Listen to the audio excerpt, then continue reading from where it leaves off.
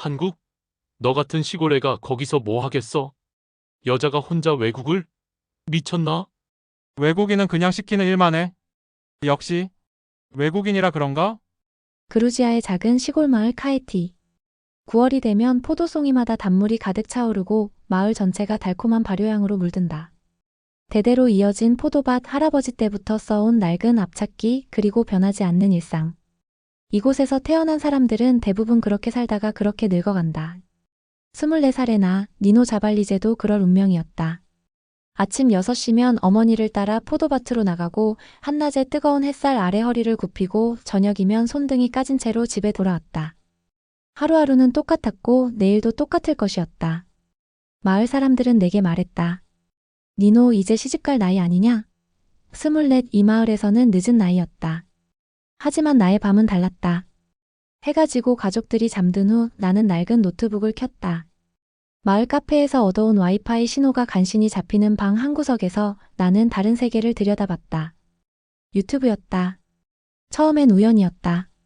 사촌 언니가 보내준 K- 드라마 클립을 보다가 알고리즘이 추천한 공장 자동화 영상을 클릭했다. 한국의 어느 중소기업 제조 라인이었다. 로봇팔이 정확하게 부품을 집어 올리고 컨베이어, 벨트 위로 제품들이 일정한 간격으로 흘러갔다. 작업자들은 깔끔한 유니폼을 입고 태블릿으로 공정을 체크했다. 그중엔 여성도 많았다. 그들은 단순히 보조 역할이 아니라 기계를 다루고 품질을 검사하고 리더로 일하고 있었다. 화면 너머로 보이는 것은 단순한 기계가 아니었다. 그것은 가능성이었다. 여자라는 이유로, 시골 출신이라는 이유로 제한받지 않는 세상. 나는 멈출 수 없었다. 그날 이후 매일 밤 나는 한국 관련 영상을 찾아 헤맸다. 스마트팜에서 자라는 딸기, 빌딩들이 빼곡한 서울의 야경, 24시간 돌아가는 편의점, 지하철 안에서 책을 읽는 사람들.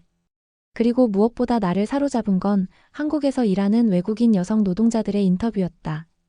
처음엔 무서웠죠. 여자 혼자 외국에 가는 거잖아요. 근데 여기선 실력만 있으면 인정받아요. 이제 팀장이에요. 고향에 돌아가면 작은 공장 차릴 거예요.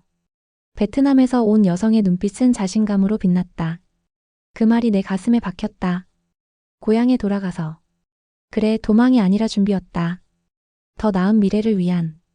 또 그거 보고 있냐? 어느 날 저녁 아버지 기어르기가 방문을 벌컥 열었다. 화면 속에선 한국의 와이너리 자동화 시스템이 돌아가고 있었다. 나는 황급히 노트북을 닫았지만 아버지는 이미 다 봤다. 아버지, 이거 봐요. 저 기계 하나면 우리 포도밭 작업이 절반으로 줄어요. 품질도 더 좋아지고.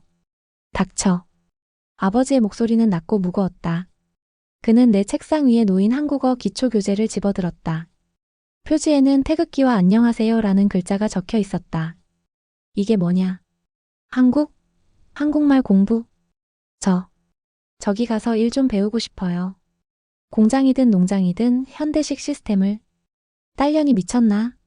아버지의 손이 책상을 내리쳤다. 나는 움찔했지만 고개를 들었다. 아버지도 아시잖아요. 우리 포도밭 해마다 수확량 떨어지고 있어요. 경쟁력 없어요. 이대로 가면. 그래서 혼자 외국을 가겠다고? 여자가? 말도 안 통하는 나라에? 21세기인데 아직도 그런 말씀을 하세요?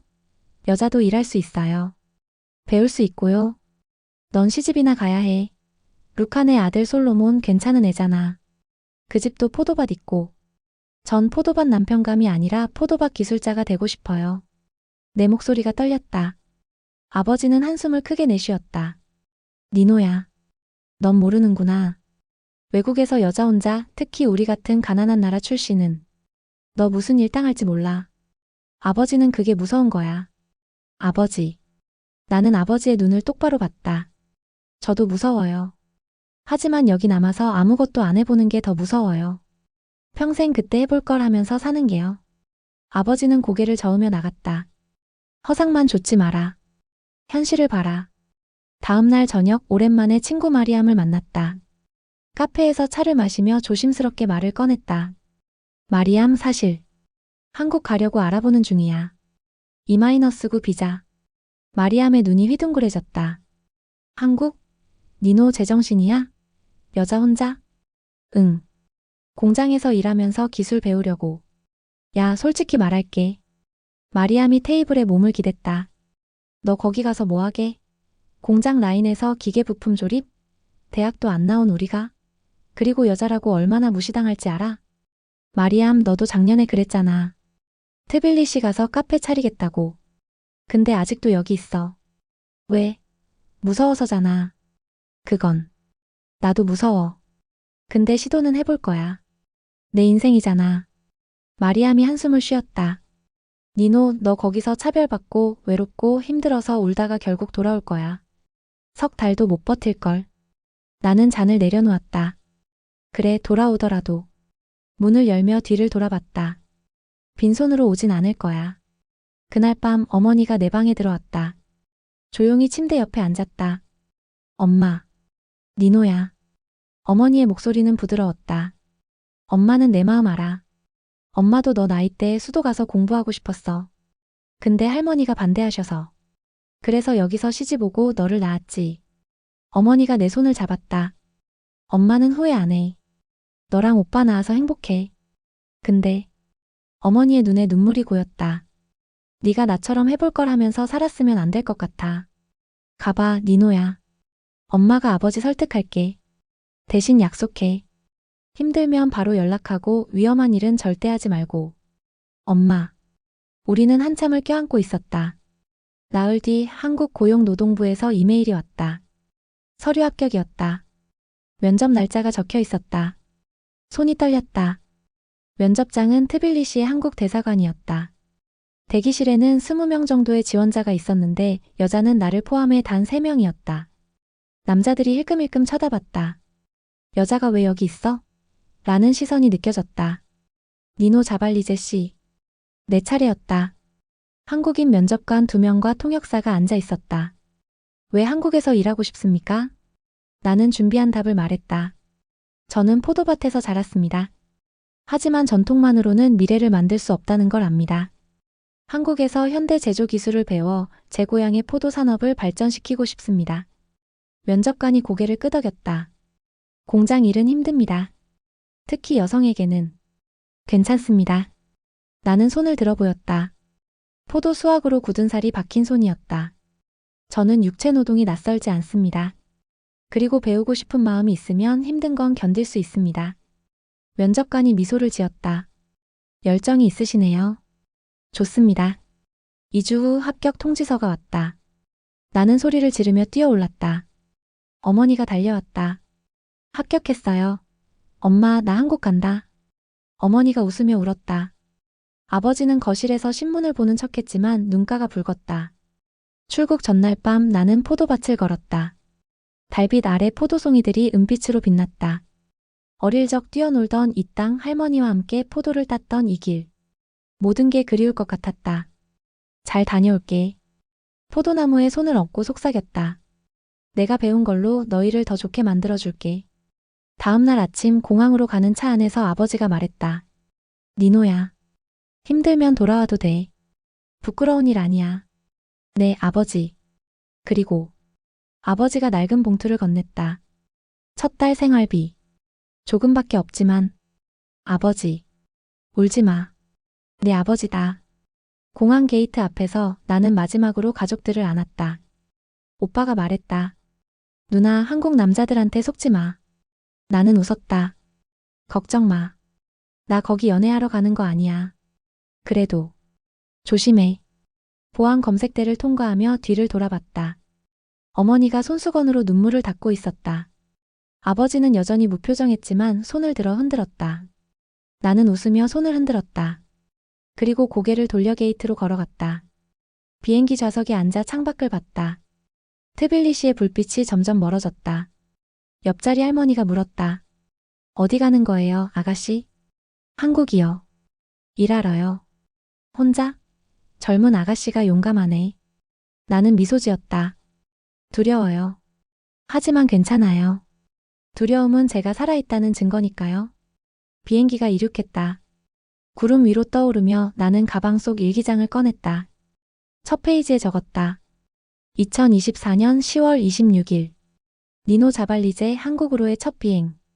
나는 포도밭의 딸이다. 하지만 이제 내 꿈의 주인공이기도 하다. 무엇이 날 기다리든 나는 준비됐다. 창밖으로 해가 떠오르고 있었다. 새로운 시작이었다. 비행기에서 내린 순간 나는 압도당했다. 인천국제공항은 내가 지금까지 본 어떤 건물보다 컸다. 천장은 끝없이 높았고 바닥은 거울처럼 빛났다. 사람들은 빠르게 걸었고 모든 안내판은 내가 읽을 수 없는 글자로 가득했다. 한글, 영어, 중국어, 일본어. 겨우 출구 에그질라는 영어 단어만 찾아서 따라갔다. 짐을 찾고 입국 심사를 마치고 공항 밖으로 나왔을 때 10월의 찬 바람이 얼굴을 때렸다. 그루지아보다 훨씬 차가웠다. 나는 가져온 얇은 재킷을 여미며 고용센터에서 보내준 안내문을 꺼냈다. 버스 6770번. 안산 방면. 손으로 쓴 한글 발음이 삐뚤빼뚤했다. 한 달 동안 밤마다 연습했지만 실제로 말하려니 혀가 굳었다. 버스 정류장에서 30분을 기다렸다. 지나가는 사람들은 모두 바빴다. 누구도 멈추지 않았고 누구도 나를 보지 않았다. 나는 그루지아에서 온 24살 여자였지만 이곳에서는 그냥 투명인간이었다. 버스에 올랐다. 기사님께 안산이요라고 말했지만 발음이 이상했는지 그는 손짓으로 그냥 타라고 했다. 요금을 내는 방법도 몰라 우왕좌왕하자 뒷사람이 짜증 섞인 혀를 찼다. 빨리 좀. 얼굴이 뜨거워졌다. 겨우 카드를 찍고 맨 뒷자리에 앉았다. 창밖으로 한국의 풍경이 스쳐 지나갔다. 높은 빌딩들, 쉴 틈 없이 달리는 차들, 네온사인으로 가득한 거리. 유튜브에서 본 것보다 훨씬 더 빠르고 더 복잡했다. 나 여기서 살 수 있을까? 불안이 엄습했다. 하지만 가방 속 어머니의 편지를 만지작거리며 스스로를 다독였다. 니노야, 넌 할 수 있어. 안산에 도착했을 때는 이미 저녁이었다. 회사 기숙사는 공장 근처의 낡은 건물이었다. 방 하나에 2층 침대 2개. 나를 포함해 4명이 쓰는 방이었다. 룸메이트들은 베트남, 필리핀, 캄보디아에서 왔다고 했다. 모두 친절하게 웃어줬지만 영어도 한국어도 서툴러서 대화는 짧았다. 밥 먹었어요? 베트남에서 온 투이가 물었다. 나는 고개를 저었다. 근처에 식당 있어요. 같이 가요. 처음으로 누군가가 내게 손을 내밀었다. 나는 감사하다는 말도 제대로 못하고 그녀를 따라 나섰다. 공장 골목길은 어두웠다. 가로등 불빛 아래로 작은 식당 하나가 보였다. 명성식당이라는 낡은 간판. 문을 열자 김치찌개 끓는 냄새가 확 밀려왔다. 어서 와요. 주인 아주머니의 목소리가 밝았다. 50대쯤 되어 보이는 아주머니는 앞치마를 두르고 있었다. 아, 새로 온 애네. 앉아. 투이가 한국어로 뭐라고 설명했다. 아주머니가 나를 보며 물었다. 어디서 왔어요? 조지아요. 발음이 어색했다. 아주머니가 고개를 갸웃했다. 어디? 아, 그루지아? 와인 나라? 나는 반가워서 고개를 끄덕였다. 네, 와인. 그래? 우리 아들이 그루지아 와인 좋아하는데. 어쨌든 배고프지? 뭐 먹을래? 김치찌개 괜찮아? 매워요? 나는 조심스럽게 물었다. 아주머니가 웃었다. 한국 음식은 다 매워. 근데 처음이지? 덜 맵게 해줄게. 잠시 후 김이 모락모락 나는 김치찌개가 나왔다. 빨간 국물에 두부와 돼지고기가 둥둥 떠 있었다. 한 숟가락 떴는데 눈물이 날 것 같았다. 맵지만 맛있어요. 아주머니가 깔깔 웃었다. 맞아, 매워도 끝까지 먹어야 해. 안 그럼 감기 걸려. 한국에서 살려면 매운 거 먹을 줄 알아야 돼. 나는 고개를 끄덕이며 계속 먹었다. 맵고 뜨겁고 낯설었지만 이상하게 위로가 됐다. 어머니가 끓여주던 하르초 그루지아 전통 스튜처럼 따뜻했다. 밥을 다 먹었을 때 아주머니가 작은 물티슈 봉지를 건넸다. 외국 사람인데 예의 바르네. 잘 먹었다고 인사도 하고. 우리 아들도 내 또래인데 인사도 안 해. 그 짧은 말이 내 눈시울을 붉혔다. 낯선 땅에서 처음으로 들은 따뜻한 말이었다. 감사합니다, 아주머니. 자주 와. 덜 맵게 해줄게. 기숙사로 돌아오는 길 나는 휴대전화로 어머니께 문자를 보냈다. 엄마, 잘 도착했어. 여기 사람들 생각보다 친절해. 걱정 마. 다음 날 아침 출근 첫날이었다. 공장은 기숙사에서 걸어서 10분 거리였다. 대성정밀이라는 간판이 붙은 3층짜리 건물. 자동차 부품을 만드는 곳이었다. 입구에서 안전모와 작업복을 받았다. 남자 사이즈라 내게는 컸다. 니노 자발리제? 인사팀 직원이 내 이름을 불렀다. 발음이 완전히 틀렸지만 나는 손을 들었다. 네. 이쪽으로 와요. 조립 라인 배치됐어요. 공장 안은 소음으로 가득했다. 기계 돌아가는 소리, 쇠 부딪히는 소리, 사람들 외치는 소리. 나는 귀를 막고 싶었지만 꾹 참았다. 여기가 3조 라인이에요. 김 대리님이 팀장이고요. 30대 후반으로 보이는 남자가 나를 보더니 인상을 찌푸렸다. 여자네요?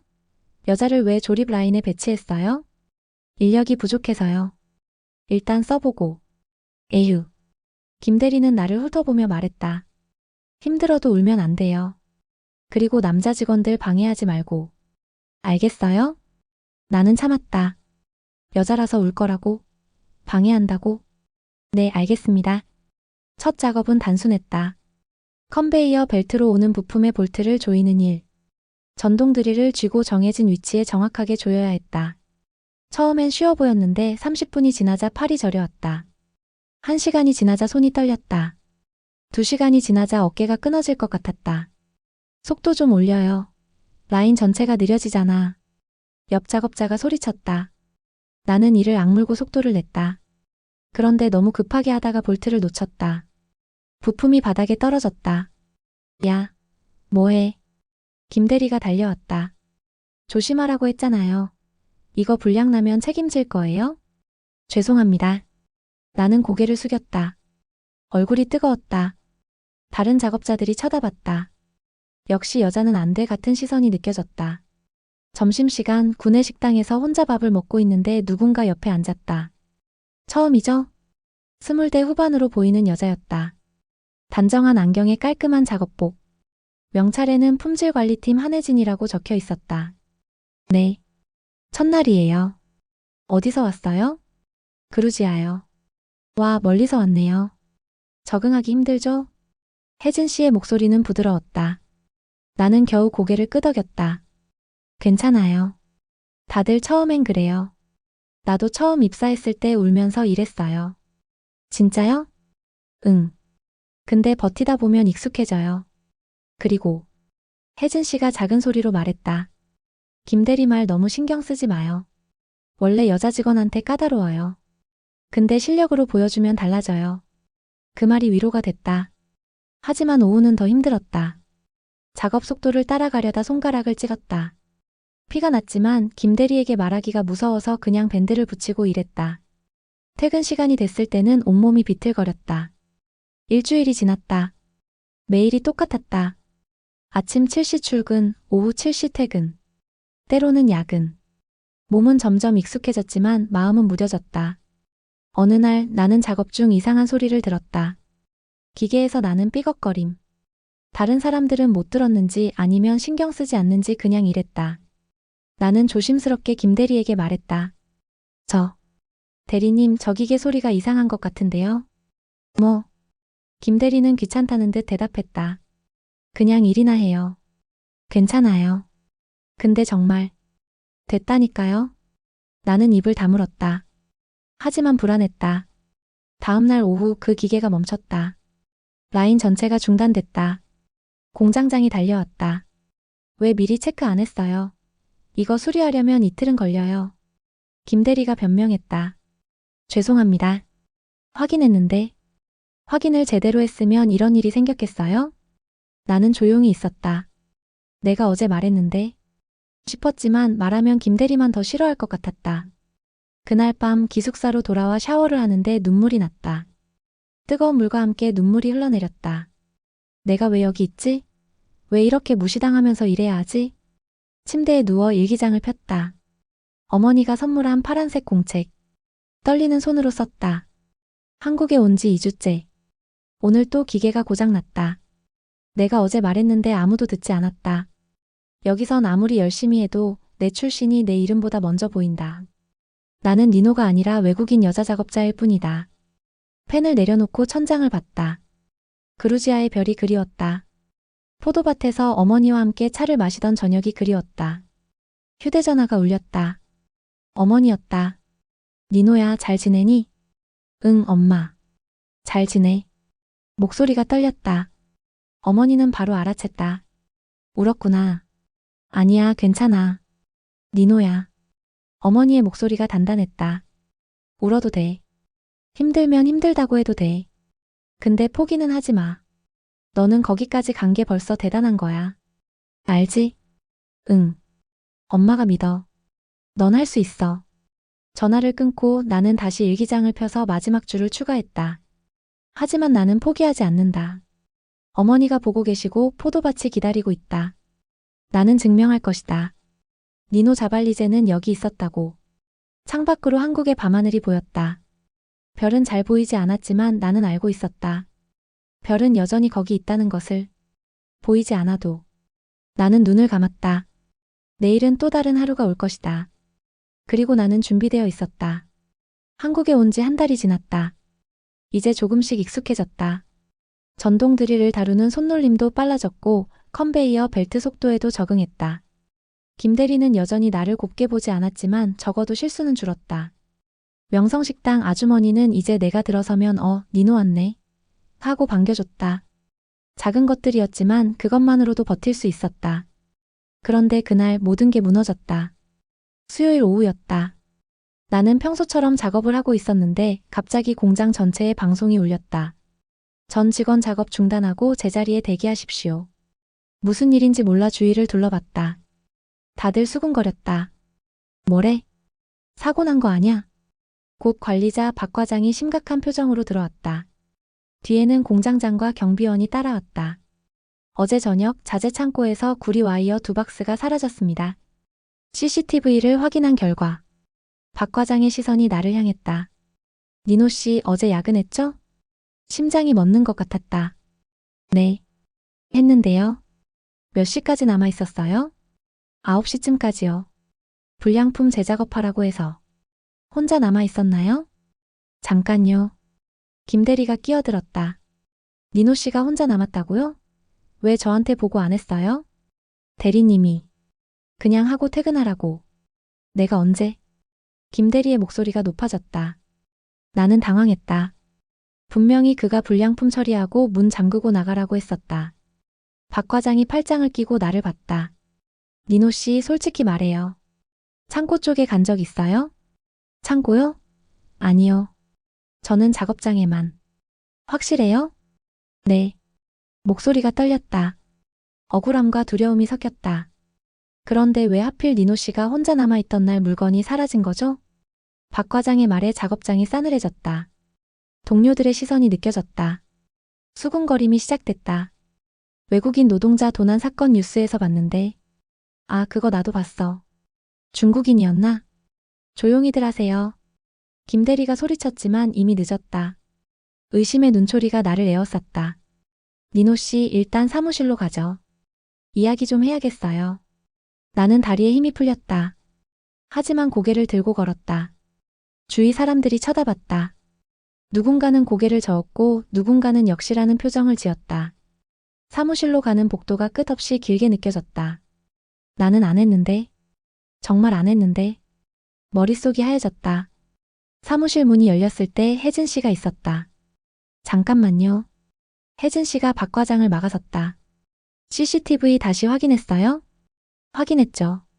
어제 저녁 8시 반경 니노 씨 혼자 공장에 남아 있었어요. 창고 쪽 CCTV는요? 그쪽은 각도가 안 잡혀서 잘 안 보여요. 그럼 확실한 증거가 없다는 거잖아요. 혜진 씨의 목소리가 단호했다. 과장님, 증거도 없이 사람을 의심하는 건 문제 있어요. 다른 가능성도 확인해야죠. 한 씨, 지금 편들어주는 거예요? 편드는 게 아니라 제대로 확인하자는 거예요. 혜진 씨가 나를 봤다. 그 눈빛이 말했다. 괜찮아, 진실은 밝혀질 거야. 나는 눈물이 날 것 같았지만 꾹 참았다. 니노 씨, 어제 정확히 뭐 했어요? 시간대별로 말해봐요. 혜진 씨가 부드럽게 물었다. 7시에 퇴근벨 울렸는데 김 대리님이 불량품 12개 재작업하라고 했어요. 그래서 8시 반쯤까지 3조 라인에 있었어요. 끝나고 손 씻으러 화장실 갔다가 기숙사로 갔어요. 중간에 창고 쪽 간 적 없어요? 없어요. 진짜요. 내 목소리가 떨렸다. 혜진 씨가 고개를 끄덕이고 박 과장을 봤다. 과장님, CCTV 전부 다시 확인해봐요. 화장실 쪽, 출입구 쪽, 주차장까지. 그게 시간이 얼마나. 사람 인생 걸린 문제인데 시간이 문제예요? 혜진 씨의 말에 박 과장이 한숨을 쉬었다. 알겠어요. 확인해 봅시다. 2시간이 지났다. 나는 사무실 한 구석 의자에 앉아 있었다. 손이 떨렸다. 그루지아에서 어머니와 통화할 때 했던 약속이 떠올랐다. 힘들어도 당당하게 살겠다고. 그런데 지금 나는 도둑 취급을 받고 있었다. 찾았어요. 혜진 씨가 소리쳤다. 모니터 앞으로 사람들이 모였다. 여기 봐요. 어제 저녁 8시 40분 주차장 CCTV. 3조 라인 아니고 1조 소속 이재훈 씨가 큰 가방 들고 나가는 거 보이죠? 그게 작업 가방일 수도. 이 시간에 1조는 근무 안 해요. 그리고 20분 전 창고 쪽 CCTV 보면 여기 같은 사람 잠깐 지나가는 거 보여요. 얼굴은 안 나오지만 키하고 체형이 이재훈 씨랑 같아요. 아, 이거. 박 과장의 얼굴이 굳었다. 그럼 니노 씨는? 결백해요. 혜진 씨가 나를 봤다. 미안해요, 니노 씨.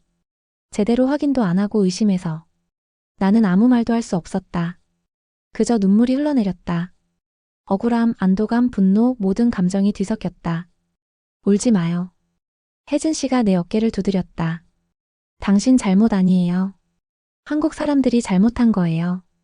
박 과장이 어색하게 말했다. 니노 씨, 오해해서 죄송합니다. 이재훈 씨 확인해 보겠습니다. 나는 고개를 끄덕였다. 하지만 마음속 상처는 쉽게 아물지 않았다. 작업장으로 돌아갔을 때 분위기가 묘했다. 어떤 사람들은 미안하다는 듯 눈을 피했고 어떤 사람들은 여전히 의심스럽다는 표정이었다.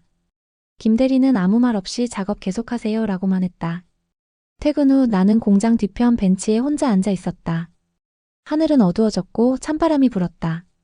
온몸에 힘이 빠졌다. 니노 씨. 혜진 씨였다.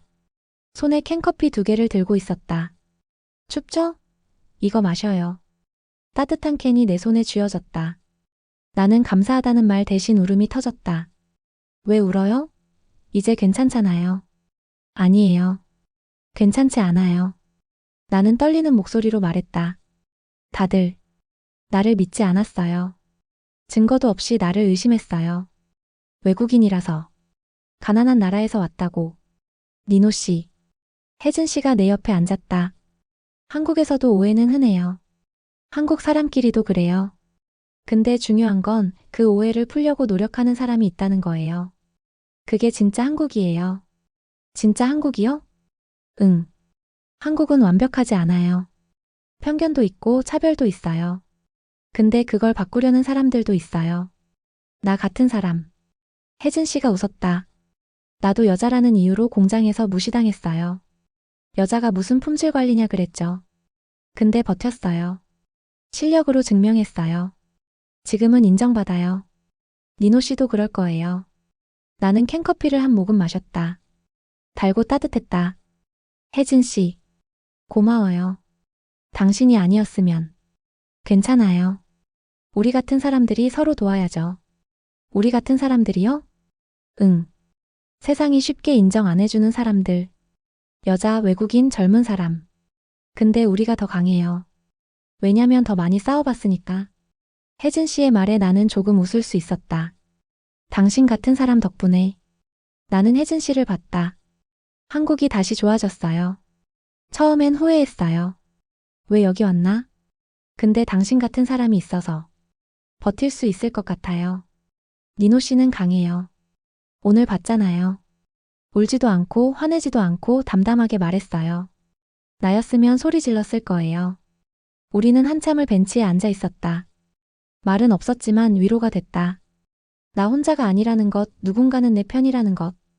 니노 씨, 오늘 저녁 명성식당 가요? 내가 살게요. 아니에요, 괜찮아요. 괜찮은 게 아니라 같이 먹고 싶어서 그래요. 친구하자. 어때요? 친구. 한국에서 처음으로 들은 단어였다. 나는 고개를 끄덕였다. 좋아요. 친구.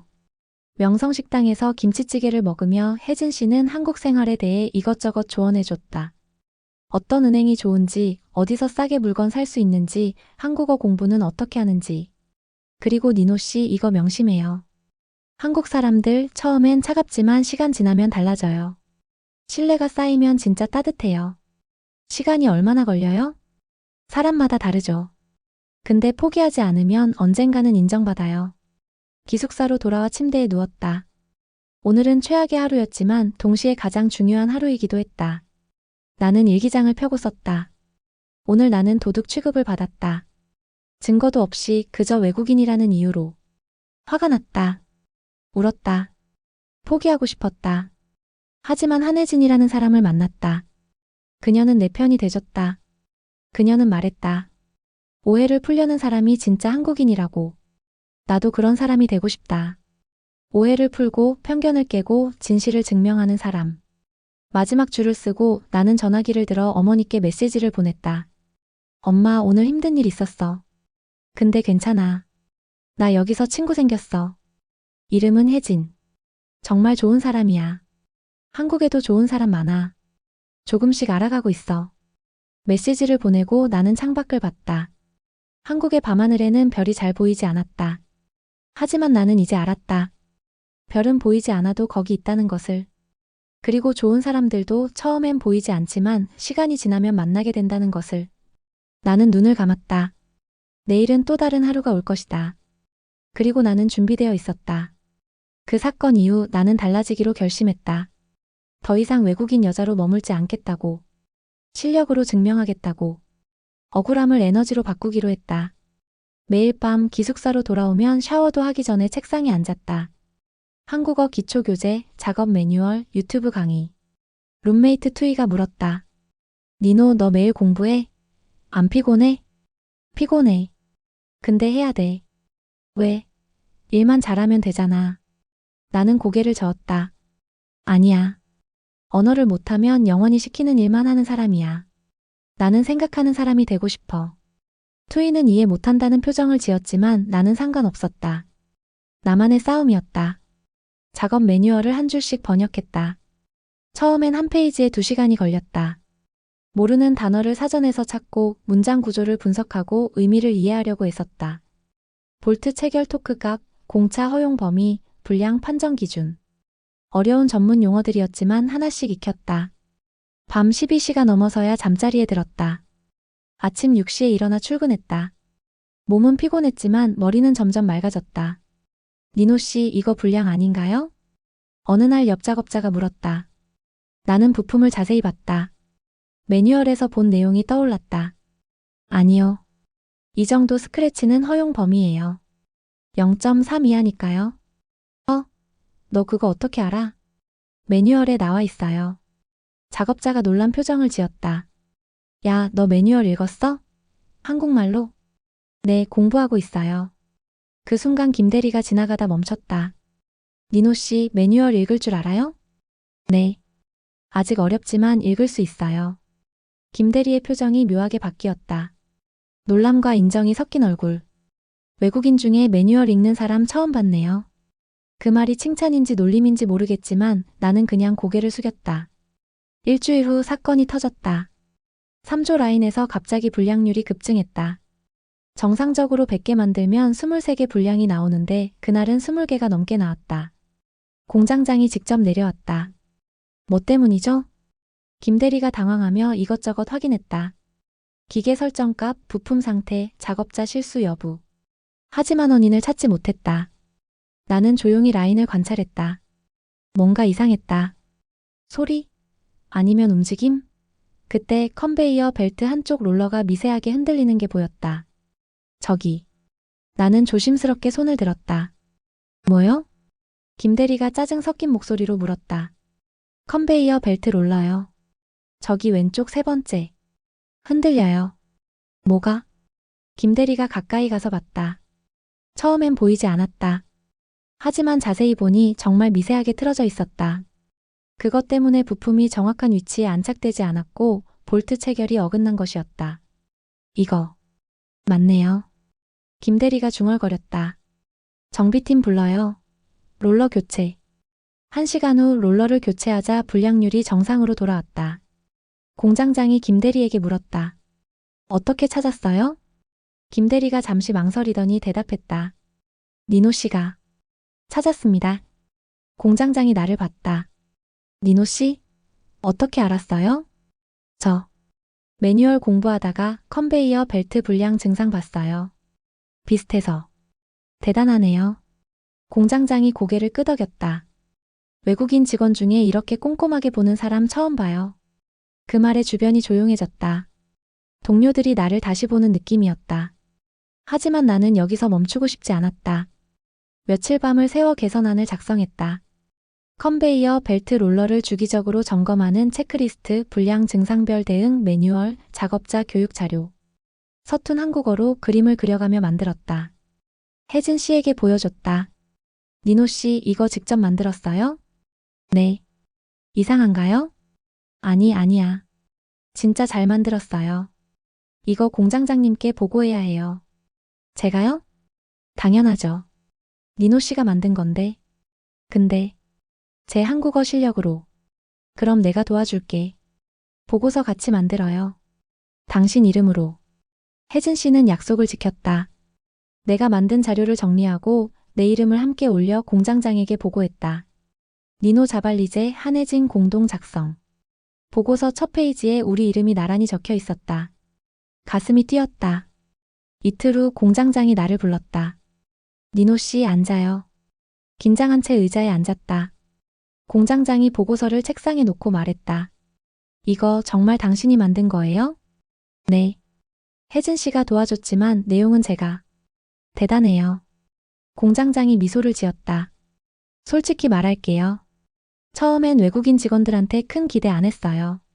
그냥 정해진 일만 시키고 계약 끝나면 돌려보내고. 근데 니노 씨는 다르네요. 나는 아무 말도 못했다. 일 잘해요. 그리고 배우려고 노력하고. 우리 한국 직원들도 매뉴얼 안 읽는데 외국인이 읽고 공부하고. 공장장이 잠시 멈췄다. 지난번 창고 사건 미안했어요. 제대로 확인도 안 하고 의심해서. 편견이 있었어요. 괜찮아요. 나는 고개를 저었다. 저도. 처음엔 화났어요. 근데 이제 이해해요. 시간이 필요하다는 거. 신뢰는 하루에 안 생긴다는 거. 맞아요. 근데 니노 씨는 그 시간을 단축시켰어요. 실력으로. 이 개선안 다음 주부터 전사적으로 적용할 거예요. 당신 이름으로. 나는 눈물이 날 뻔했지만 꾹 참았다. 감사합니다. 아니에요. 우리가 고마워해야죠. 앞으로도 이런 아이디어 있으면 언제든지 말해요. 사무실을 나오는데 다리가 후들거렸다. 혜진 씨가 복도에서 기다리고 있었다. 어땠어? 인정받았어요. 나는 혜진 씨를 껴안았다. 정말 고마워요. 당신 없었으면. 야, 이건 니노 씨 실력이야. 나는 그냥 정리해준 것뿐이야. 아니에요. 당신이 믿어줬잖아요. 처음부터. 혜진 씨가 내 어깨를 두드렸다. 이제 시작이야. 더 높이 올라가자. 그날 저녁 명성식당에 갔다. 아주머니가 반겼다. 니노. 오늘 얼굴 좋아 보이네. 네, 아주머니. 오늘 좋은 일 있었어요. 그래? 뭔데? 제 아이디어가 회사에서 인정받았어요. 오, 우리 니노 대단한데? 축하해. 아주머니가 김치찌개를 가져오며 말했다. 고생 많았지? 처음엔 힘들었을 텐데. 근데 니노는 포기 안 했잖아. 그게 대단한 거야. 감사해요, 아주머니. 뭘? 열심히 사는 사람 보면 응원하고 싶어지는 게 사람 마음이야. 밥을 먹으며 나는 깨달았다. 한국의 친절은 말보다 시간 속에 있다. 처음엔 모두 냉정했다. 의심했고 거리를 뒀다. 하지만 시간이 지나고 내가 노력하는 모습을 보이자 하나둘 마음을 열었다. 공장장도, 김대리도, 동료들도, 명성식당 아주머니도. 한국 사람들은 말로 먼저 친절하지 않는다. 하지만 행동으로 증명하면 결국 마음으로 다가온다. 기숙사로 돌아와 일기장을 펴고 썼다. 오늘 나는 인정받았다. 외국인으로서가 아니라 니노 자발리제로서. 실력으로. 노력으로. 이제 알았다. 한국에서 성공하는 법을. 포기하지 않는 것. 계속 배우는 것. 그리고 증명하는 것. 말이 아니라 행동으로. 휴대전화를 꺼내 어머니께 영상통화를 걸었다. 엄마. 니노야. 어떻게 지내니? 엄마, 오늘 정말 좋은 일 있었어. 내 아이디어가 회사에서 채택됐어. 전체 공장에서 사용할 거래. 어머니의 얼굴이 환해졌다. 진짜? 우리 딸 대단하네. 아버지, 니노 소식 들어봐. 아버지가 화면에 나타났다. 여전히 무뚝뚝한 얼굴이었지만 눈가가 부드러웠다. 잘하고 있구나. 네, 아버지. 처음엔 힘들었는데 이제 괜찮아요. 좋은 사람들도 만났고 몸 건강해야 한다. 너무 무리하지 마라. 네, 아버지. 통화를 끊고 창밖을 봤다. 11월에 찬바람이 불었다. 한국에 온 지 2달. 처음보다 훨씬 강해진 나를 느꼈다. 침대에 누워 눈을 감았다. 내일은 또 어떤 하루가 올까? 어떤 도전이 기다리고 있을까? 두렵지 않았다. 나는 이미 증명했으니까. 나는 포기하지 않는 사람이라는 것을. 벽에 붙여놓은 달력에 동그라미를 쳤다. 오늘 2024년 11월 15일. 니노 자발리제가 한국에서 인정받은 날. 고마워, 한국. 힘들게 했지만 또 기회를 줬어. 나는 계속 배울 거야. 더 강해질 거야. 그리고 언젠가 이 경험을 가지고 그루지아로 돌아갈 거야. 빈손이 아니라 꿈을 가득 안고. 그렇게 나는 잠들었다. 내일을 향해, 미래를 향해. 1년이 지났다. 2025년 10월 나는 인천공항 출국장에 서 있었다. 하지만 1년 전과는 달랐다. 그때는 두려움과 기대로 가방을 쥐고 있었지만 지금은 자신감으로 여권을 쥐고 있었다. 니노 씨 정말 가는 거예요? 혜진 씨가 아쉬운 표정으로 물었다. 응. 1년 계약 끝났잖아. 이제 고향 돌아가야지. 그래도 회사에서 재계약 제안했는데 조건도 좋잖아요. 급여도 올려주고 숙련공으로. 나는 고개를 저었다. 혜진 씨, 나 한국 온 이유 기억나? 배우러 온 거야. 그리고 배운 걸 고향에 쓰려고. 이제 돌아갈 시간이야. 그루지아 가서 뭐 할 건데? 포도밭 현대화 시킬 거야. 한국에서 배운 자동화 시스템 적용하고 작은 와이너리 만들 거야. 혜진 씨가 웃었다. 니노 씨는 진짜 대단해요. 처음 왔을 때 그 겁먹은 얼굴 생각나요? 김치찌개도 제대로 못 먹고. 야, 그 얘기 왜 해? 우리는 웃었다. 하지만 곧 숙연해졌다. 혜진 씨 정말 고마웠어. 당신 없었으면 나 못 버텼을 거야. 무슨 소리? 니노 씨가 강했던 거지. 나는 그냥. 아니야. 나는 혜진 씨의 손을 잡았다. 당신은 나를 믿어준 첫 한국 사람이야. 그게 나를 살렸어. 혜진 씨의 눈가가 붉어졌다. 연락해요. 자주. 당연하지. 그리고 나는 가방에서 작은 상자를 꺼냈다. 이거 선물이야. 혜진 씨가 상자를 열었다. 그루지아 전통 와인잔이었다. 은으로 만든 포도 무늬가 새겨진. 니노 씨. 우리 할머니가 쓰시던 거야. 언젠가 그루지아 오면 이 잔으로 우리 집 와인 마시자. 꼭 갈게. 약속해. 보안 검색대를 통과하며 뒤를 돌아봤다. 혜진 씨가 손을 흔들고 있었다. 나도 손을 흔들었다. 트빌리시에 도착했을 때 가족이 공항에 나와 있었다. 어머니는 울었고 아버지는 여전히 무뚝뚝했지만 내 짐을 들어줬다. 오빠는 누나 살 빠졌네 하며 놀렸다. 힘들었지? 어머니가 물었다. 응. 근데 배운 게 많아. 차로 집에 가는 길 창밖으로 그루지아의 풍경이 펼쳐졌다.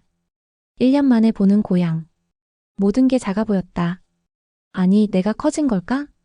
집에 도착해 짐을 풀었다. 내 방은 그대로였다. 한국 가기 전 그 모습 그대로. 하지만 나는 달라져 있었다. 며칠 후 나는 트빌리시의 농업기술센터를 찾아갔다. 한국에서 찍어온 사진과 자료, 그리고 직접 작성한 설계도를 들고. 이게 한국 스마트팜 시스템이에요.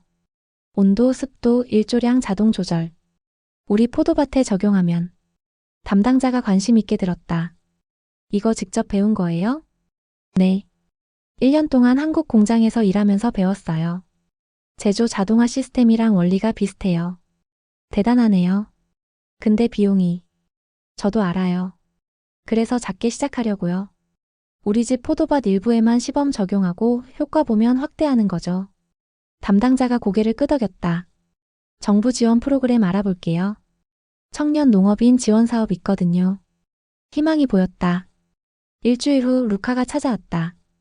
1년 전 나를 비웃던 그 친구. 니노야. 왔어? 어색한 침묵이 흘렀다.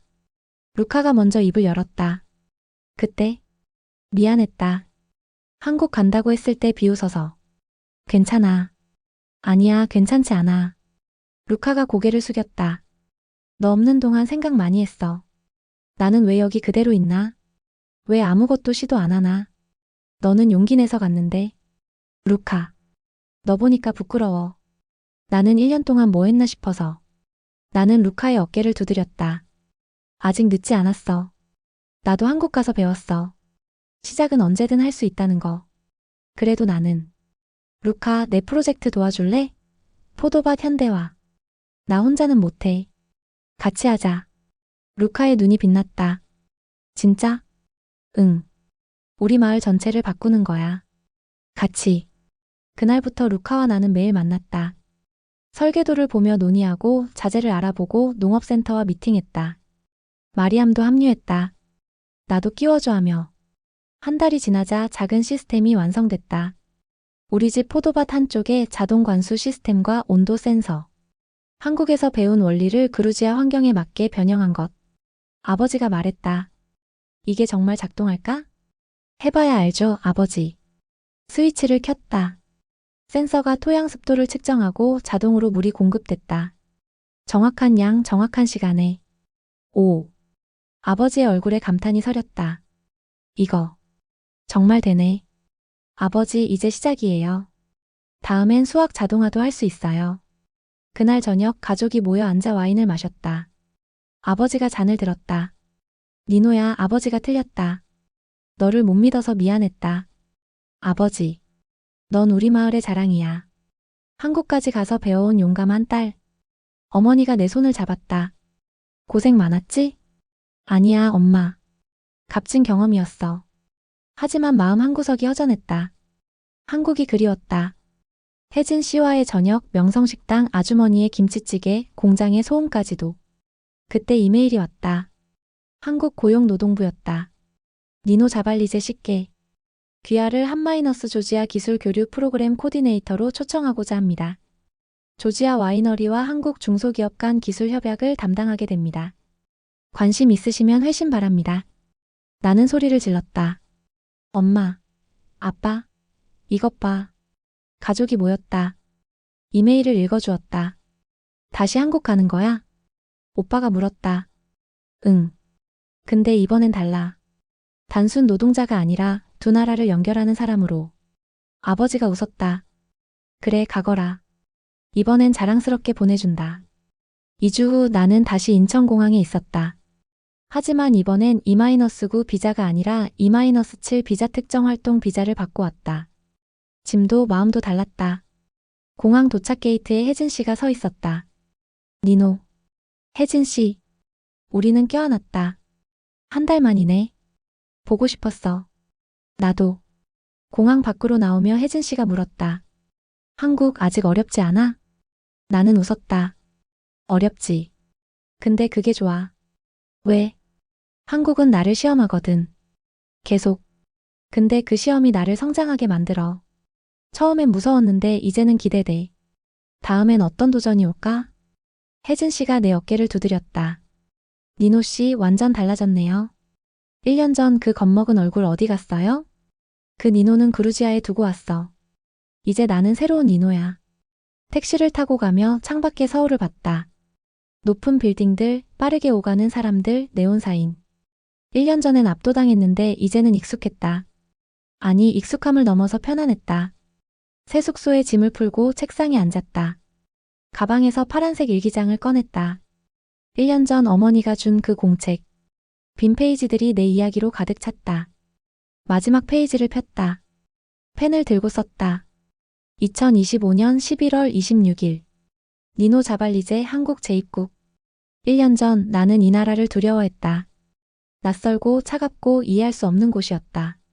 하지만 이제 안다. 이 나라는 완벽하지 않다. 편견도 있고 차별도 있고 오해도 많다. 하지만 진심은 결국 통한다. 노력은 인정받는다. 시간이 걸리지만 결국 마음은 열린다. 잠시 멈췄다가 계속 썼다. 한국은 나를 한국 사람처럼 만들었다. 피부색이나 국적이 아니라 마음으로.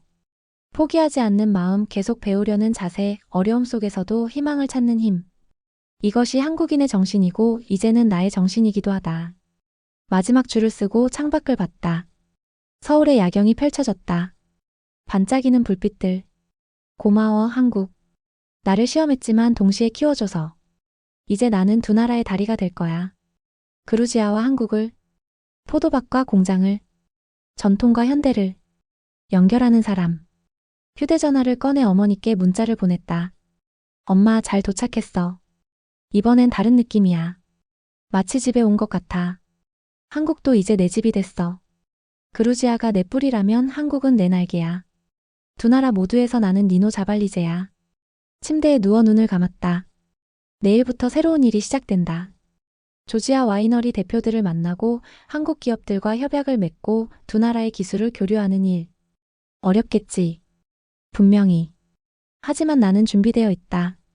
왜냐하면 나는 이미 증명했으니까. 나는 포기하지 않는 사람이라는 것을. 나는 배우는 사람이라는 것을. 그리고 가장 중요한 것, 나는 니노 자발리제라는 것을. 그루지아 포도밭에서 자라 한국 공장에서 단련되고 이제 두 나라를 잇는 다리가 된 여자. 이것이 나의 이야기다. 그리고 이제 시작일 뿐이다.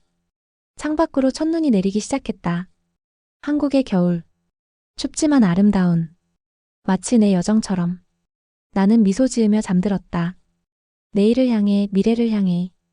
여기선 출신이 먼저 보였지만 끝내 이름으로 불리기까지 버텼습니다. 이 이야기를 끝까지 함께 들어주신 당신 덕분에 오늘의 저도 조금 더 단단해졌습니다. 지금 포기하지 않으려는 누군가에게 이 영상이 작은 등불이 되길 바라요. 감사합니다. 감동이 머무는 곳 벚꽃감동튜브였습니다. 구독과 좋아요, 그리고 당신의 이야기도 댓글로 남겨주세요.